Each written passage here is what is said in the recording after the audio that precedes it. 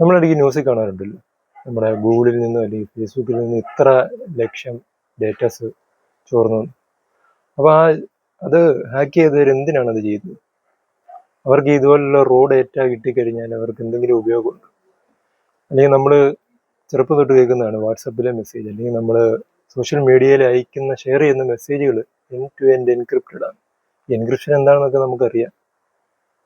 പക്ഷേ ഇത്ര എൻക്രിപ്റ്റഡ് ആയിട്ടും ഈ ഹാക്കേഴ്സ് ഇത് ഹാക്ക് ചെയ്ത് ഇവർക്ക് ഈ ഡേറ്റ സ്റ്റോർ ചെയ്ത് വെക്കുന്നുണ്ട്. ഇവർ ഹാക്ക് ചെയ്ത്, അല്ലെങ്കിൽ ഹാക്കേഴ്സിൻ്റെ കാര്യം വിടുക, അല്ലെങ്കിൽ ഏതൊരു സ്ഥാപനമാണെങ്കിലും നമ്മുടെ ഡേറ്റാസ് അവർ സ്റ്റോർ ചെയ്ത് വെക്കുന്നുണ്ട്. നമ്മൾ അയക്കുന്ന മെസ്സേജസ് ആണെങ്കിലും സ്റ്റോർ ചെയ്ത് വെക്കുന്നുണ്ട്. അവർക്ക് ഇതിൻ്റെയൊക്കെ ആവശ്യമുണ്ട്. അതല്ല, സാധാരണ ഒരു ഹാക്കറായാലും അവരുടെ സിസ്റ്റം ഉപയോഗിച്ച് അവർക്ക് ഈ അയക്കുന്ന എൻക്രിപ്റ്റഡ് മെസ്സേജുകൾ ഡീകോഡ് ചെയ്യാൻ പറ്റും. സാധിക്കും, പക്ഷെ അതിന് എത്രയോ വർഷങ്ങളെടുക്കും. ഇപ്പോൾ നമ്മൾ ചിന്തിച്ചു നോക്കിക്കഴിഞ്ഞാൽ വളരെ അധികം വർഷം എടുത്ത് മാത്രമേ അതിനെയൊക്കെ ഡീകോഡ് ചെയ്യാൻ പറ്റത്തുള്ളൂ. പക്ഷേ ഇത്തരം ഡേറ്റകളെ, എൻക്രിപ്ഷനുകളെ ഏതാനും മണിക്കൂറുകൾ കൊണ്ട് ഡീകോഡ് ചെയ്യാൻ പറ്റുന്ന ഒരു ടെക്നോളജി ഉണ്ടെന്ന് നമുക്കറിയാവുന്നതാണ്. ഈ അടുത്ത കാലത്താണ് ആ ടെക്നോളജിയെ കുറിച്ച് നമ്മൾ കേട്ടു തുടങ്ങിയത്. Quantum computers. ക്വാണ്ടം കമ്പ്യൂട്ടേഴ്സ് എന്താണെന്നുള്ളത് ഇപ്പൊ നമുക്ക് ഈ റീസെന്റ് ടൈംസിൽ വളരെ ജനറൽ ആയിട്ടുള്ളൊരു നോളജാണ്.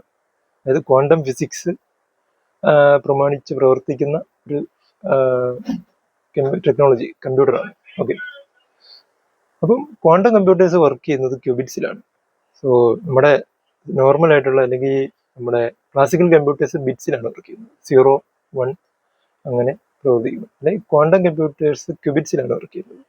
എന്ന് വെച്ചാൽ അതിന് ഒരേ സമയം 3 സ്റ്റേറ്റിൽ നിലനിൽക്കാൻ കഴിയും. 0-ലും 1-ലും, പിന്നെ ഇത് രണ്ടും കൂടെ ഉള്ളൊരു സൂപ്പർ പൊസിഷൻ സ്റ്റേറ്റിൽ. അടുത്ത ക്വാണ്ടം കമ്പ്യൂട്ടേഴ്സിന്റെ പ്രവർത്തനം നോക്കാം. അതിന്റെ പ്രവർത്തനം നമ്മൾ പറയുകയാണെങ്കിൽ ഒത്തിരി സൊഫിസ്റ്റിക്കേറ്റഡ് ആയിട്ടുള്ള കാര്യങ്ങളൊക്കെ ഉണ്ട്. പക്ഷെ സിമ്പിൾ ആയിട്ടുള്ളൊരു എക്സാമ്പിളിൽ ഞാൻ പറയാൻ നോക്കാം. എക്സാമ്പിളായിട്ട് ഞാൻ എൻ്റെ ഒരു ഫ്രണ്ട് കൂടി ഇരുന്ന് ചെസ് കളിക്കുകയാണ്.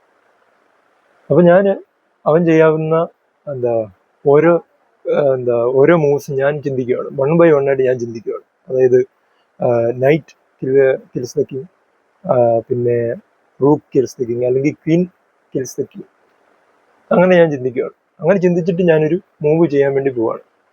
നേരെ മറിച്ച് എൻ്റെ കൂട്ടുകാരൻ, അവൻ ഞാൻ ചെയ്യാവുന്ന മൂവ്സ് എല്ലാം കൂടെ ഒറ്റയടിക്ക്, അതായത് ഇതിനെ ഫ്രാക്ഷൻ ഓഫ് സെക്കൻഡ്സ് ചിന്തിച്ചിട്ട് ചെയ്യുവാണ്. അതായത് ഞാൻ ഈ മുമ്പേ പറഞ്ഞ എക്സാമ്പിൾ ഉണ്ടല്ലോ, നൈറ്റ് കിൽസ് ദ കിങ് അല്ലെങ്കിൽ റൂക്ക് കിൽസ് ദ കിങ് എന്ന് പറഞ്ഞാൽ ആ മൂവ്സ് എല്ലാം അവൻ ഒറ്റയടിക്ക് ഫ്രാക്ഷൻ ഓഫ് എ സെക്കൻഡ് ചിന്തിച്ചിട്ട് ഒരു മൂവ് ചെയ്യുകയാണ്. അവൻ ജയിക്കുകയും ചെയ്തു.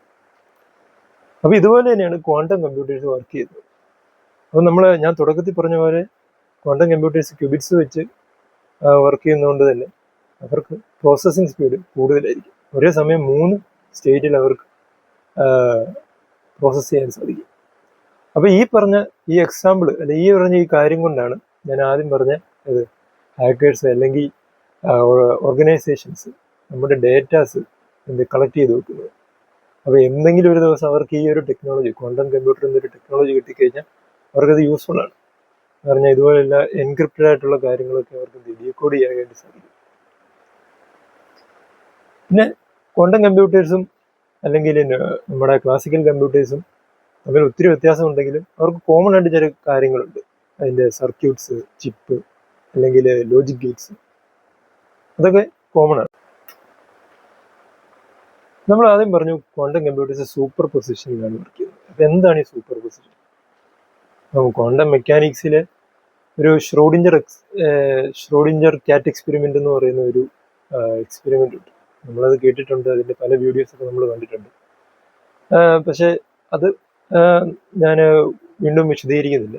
ഞാൻ ഒരു സിമ്പിളായിട്ടുള്ള നമ്മുടെ ഡേ ടു ഡേ ലൈഫിൽ നമ്മൾ ചെയ്യാറുള്ള ഒരു സംഭവം എക്സ്പ്ലെയിൻ ചെയ്യാൻ നോക്കാം.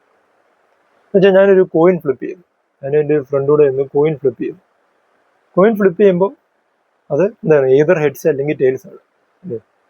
പക്ഷെ അത് എയർ നിൽക്കുന്ന ഒരു മൊമെന്റ് ഉണ്ടല്ലോ, നമ്മൾ മുകളിലേക്ക് ടോസ് ചെയ്ത് കുറച്ചായിട്ട് അത് എയർ നിൽക്കും.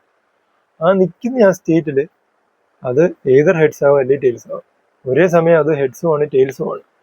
അപ്പോൾ ഒരാൾക്ക് അത് നോക്കിയിട്ട് പറയാൻ പറ്റത്തില്ല ഇത് ഹെഡ്സ് ആണ് അല്ലെങ്കിൽ ടെയിൽസ് ആണെന്ന് പറയാൻ പറ്റത്തില്ല.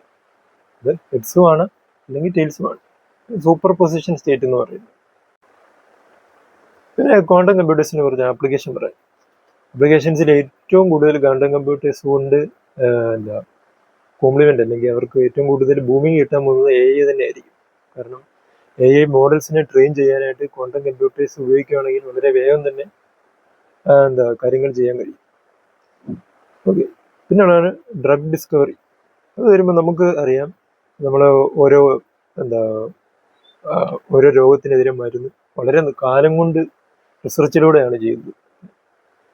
അപ്പം നമ്മൾ ഈ ക്വാണ്ടം കമ്പ്യൂട്ടർ വർക്ക് ചെയ്യുന്നത് തന്നെ ഒരു ഒബ്ജക്റ്റിന്റെ വളരെ മൈന്യൂട്ടായിട്ടുള്ള ക്വാണ്ടം എന്ന് പറയുന്ന ഒരു മേഖലയിൽ നിന്നുകൊണ്ടാണ്. അതൊക്കെ വളരെ കോംപ്ലക്സ് ആയിട്ടുള്ളൊരു മേഖലയാണ്. അപ്പോൾ അവിടെ നിന്നുകൊണ്ട് വർക്ക് ചെയ്യുന്നതുകൊണ്ട് തന്നെ അപ്പോൾ ഇങ്ങനെയുള്ള കാൽക്കുലേഷൻസ് ഒക്കെ വളരെ എളുപ്പമായിരിക്കും ക്വാണ്ടം കമ്പ്യൂട്ടേഴ്സ് ഉപയോഗിക്കും. അതായത് എക്സ്പോണൻഷ്യൽ വാല്യൂസ് ഒക്കെ കാൽക്കുലേറ്റ് ചെയ്യാനായിട്ട് വളരെ എളുപ്പമായിരിക്കും.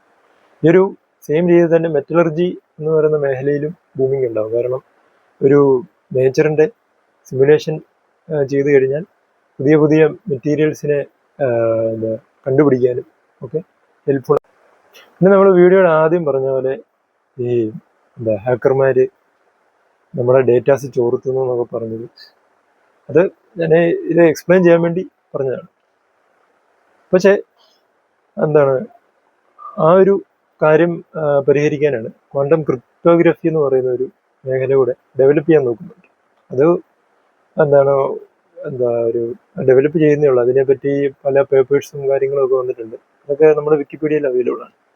എന്ന് വെച്ച് കഴിഞ്ഞാൽ നമുക്കിവിടെ സാധാരണ നമ്മുടെ ക്ലാസിക്കൽ കമ്പ്യൂട്ടേഴ്സിൽ ഈ ഹാക്കർമാർ ചെയ്യാതിരിക്കാനായിട്ട് നമ്മുടെ സിസ്റ്റത്തിനെ എൻക്രിപ്റ്റ് ചെയ്യുന്ന പോലെ തന്നെ ഈ ക്വാണ്ടം കമ്പ്യൂട്ടേഴ്സിനും ഉള്ളൊരു എൻക്രിപ്ഷനാണ് ഈ ക്വാണ്ടം ക്രിപ്റ്റോഗ്രഫി എന്ന് പറയുന്നത്. അത്ര വേഗമൊന്നും അവർക്ക് ഈ പറയുന്ന ഡേറ്റകൾ ചോർത്താൻ. പിന്നെ നമ്മൾ ആദ്യ കാലത്തുള്ള കമ്പ്യൂട്ടേഴ്സ് കണ്ടിട്ടുണ്ട്. ഒരു വലിയ റൂമിൽ കുറേ ഷെൽഫൊക്കെ അടുക്കി വെച്ച് നമ്മൾ ഇമേജസ് കണ്ടിട്ടുണ്ട്. അപ്പം ഞാൻ പറഞ്ഞു ക്വാണ്ടം കമ്പ്യൂട്ടേഴ്സ് വളരെ പവർഫുൾ ആണ്, അല്ലെങ്കിൽ വളരെ ഫാസ്റ്റ് ആയിട്ടുള്ള കാര്യങ്ങളൊക്കെ ചെയ്യാൻ പറ്റും. പക്ഷെ നമ്മളിപ്പോൾ ഒരു ക്വാണ്ടം കമ്പ്യൂട്ടേഴ്സിന്റെ ഇമേജസ് ഒക്കെ നോക്കിക്കഴിഞ്ഞാൽ അത് വലിയൊരു മെഷീനറി പോലെയാണ് നമുക്ക് തോന്നുന്നത്. അതിന്റെ കാരണം എന്താണെന്ന് വെച്ച് കഴിഞ്ഞാൽ ഈ ക്വാണ്ടം കമ്പ്യൂട്ടേഴ്സ് അതിന് വർക്ക് ചെയ്യണമെങ്കിൽ അത് വളരെ ക്ലോസ് ടു 0 ഡിഗ്രി സെൽഷ്യസ് താപനില വേണം. അങ്ങനെ ഒരു മേഖലയിലാണ് അത് വർക്ക് ചെയ്തിട്ടുള്ളത്. സോ അതിനുവേണ്ടിയാണ് അത്രയും വലിയൊരു സിസ്റ്റം അതിന് കൊടുത്തിരിക്കുന്നത്, അത്രയും വലിയൊരു ഇൻഫ്രാസ്ട്രക്ചർ അതിന് കൊടുത്തിരിക്കുന്നത്.